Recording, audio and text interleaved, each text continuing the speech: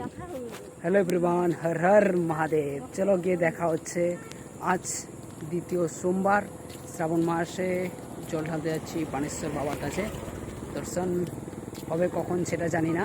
So তোমরাই বলো যে এখন আর কি আমরা এখন বেরোনোর টাইম ছিল 8:30, বেরোছি 9:25, অর্থাৎ 1 ঘন্টা লেট। সো চলো, আমরা গত বছর আমি গিয়েছিলাম, বাকি বাড়ির কেউ যায়নি, বাট গত বছর আমার যেতে 4 ঘন্টার সময় লাগছে। তো এবার যে ক ঘন্টা লাগবে সেটাই দেখব। আর আশা করি এখনও মানে আজকে মানে সকাল থেকে বুঝছিলাম যেটা আর কি পাগুলো ব্যথা করছে, ওনার সব কিছু ঠিকই রয়েছে। বাট গত বছর পা আমার ব্যথা ছিল, সেটা নিয়েও হর হর মহাদেব, জয় শ্রী মহাকাল। তা সবাই এদিকে ছেলেমেয়েরা যাচ্ছে আর কি, সবাই রাস্তাঘাটে একটু চিল্লাচ্ছে। তো যাই হোক, সবাই এবার ফ্যামিলি নিয়ে যাচ্ছি ফার্স্ট টাইম। আর ফ্যামিলির সবারই এবার ফার্স্ট টাইম, মানে আমি নিয়ে যাচ্ছি এটা ফার্স্ট না, মানে ওরা যাচ্ছে এবার ফার্স্ট।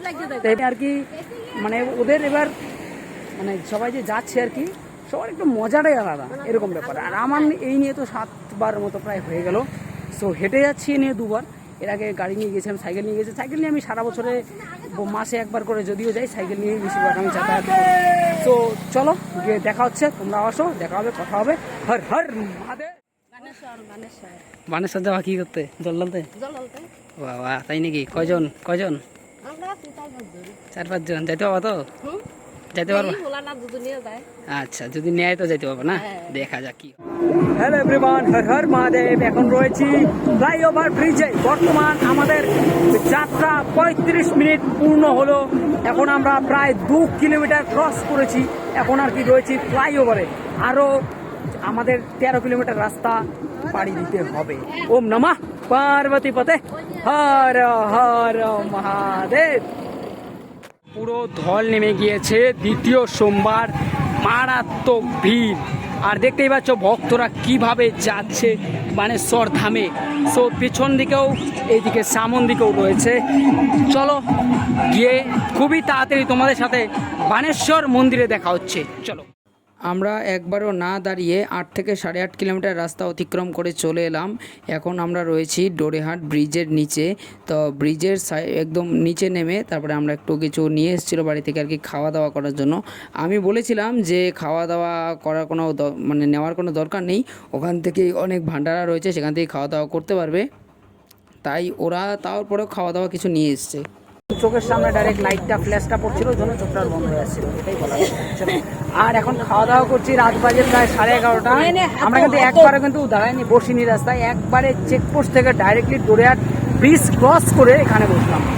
আমরা অর্ধেকের প্রায় কাছাকাছি রাস্তা, অর্ধেকের প্রায় বেশি চলে এসেছি। তারপরে একবার বসলাম, এরপরে দেখা যাক আর কত দূর আনতে পারি।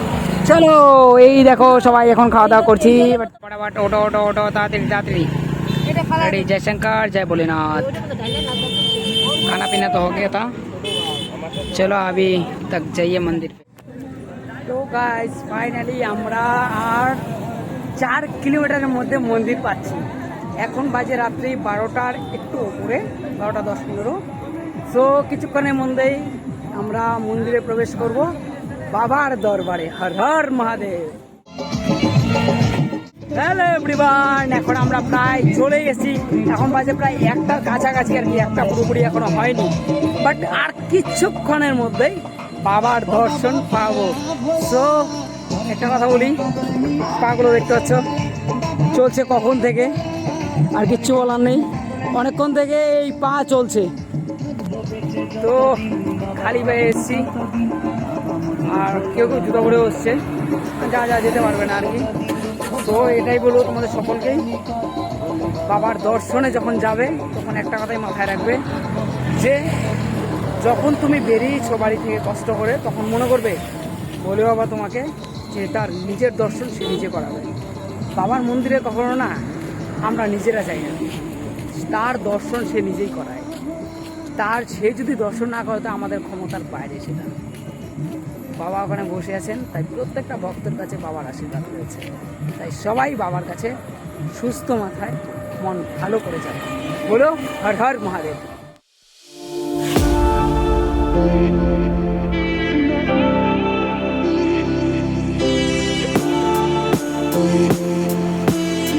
মনে হচ্ছে বোকালি ঠেকে গেছে, কারণ এখনো যে পরিমাণ আর কি ভিড় দেখতে পাচ্ছি মায়ের মন্দির এখানটায় কত কত ভিড় দেখেছো, মানে মারাত্মক ম্যাক্সিমাম ভিড় হয়েছে, কি বলবো,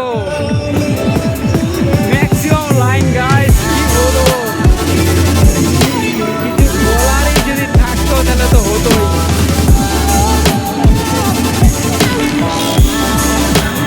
কি দাম, আরো কত লম্বা লাইন।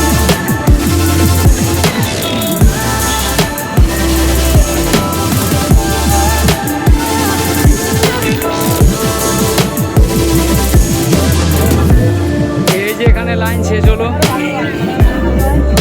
তো গাইস প্রায় পেট্রোল পাম্পের সামনাসামনি চলে এসেছি, এখানে আর কি দাঁড়াইছে আগের বারে দ্বিগুণ লাইন হয়েছে, বিশাল লাইন, বিশাল প্রচন্ড ভিড় হয়েছে, কি বলবো। আর এখন মাত্র লাইনে দাঁড়াচ্ছি, রাত্রি বাজে 1:30, জানি না কালকে দুপুর 1:30তে পুজো দিতে পারবো কিনা। তো আমাদের অনেক দেরি হবে, আমাদেরকে আগে পাঠিয়ে দেবো, কারণ ওদের হয়ে যায় মনে হচ্ছে, কত বছরে এত মানে বড় লাইন দিচ্ছে, দ্বিগুণ লাইন। এটাই লাইন, এটাই এত দূরে, দেখি মুখটা কি কত বড় লাইন। তো গাইস হজইলার অবস্থা টাইট, আরে আগাও আগাও, ওই আগাও। দেখো আমরা এখন মায়ের মন্দিরে ঘুমাচ্ছি, সকল ভক্তরা মায়ের মন্দিরে ঘুমিয়ে গেছে, এই দেখো লাইন। তো বন্ধুরা এখন আমি আছি মায়ের মন্দিরে বসে রয়েছি, আর একটুখানি শুয়েছিলাম আর কি। এখন বাজে রাত্রি 2:30, 1 ঘন্টা হয়ে গেছে, প্রায় 100 মিটার লাইন আগানো, 1 ঘন্টা 100 মিটার, অর্থাৎ 1 কিলোমিটার দূরে রয়েছে, 10 ঘন্টায়। রাত্রি 1:30টায় দিয়েছি লাইন, 10 ঘন্টা, আগামীকাল সকাল 10:30টার দিকে পুজো কমপ্লিট হবে। সো চলো আবার লাইনে গিয়ে দেখা হচ্ছে। রাত্রে মহানের দর্শন পেয়ে গেলাম।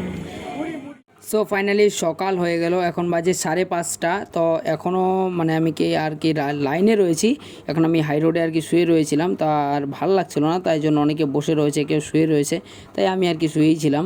দেখতেই পাচ্ছ অনেকেই শুয়ে রয়েছে এদিকে। সো এখনও লাইনের অর্ধেকও আগায়নি। সো এবছর দ্বিতীয় সোমবারে বানেশ্বর মন্দিরে যাত্রা করলাম।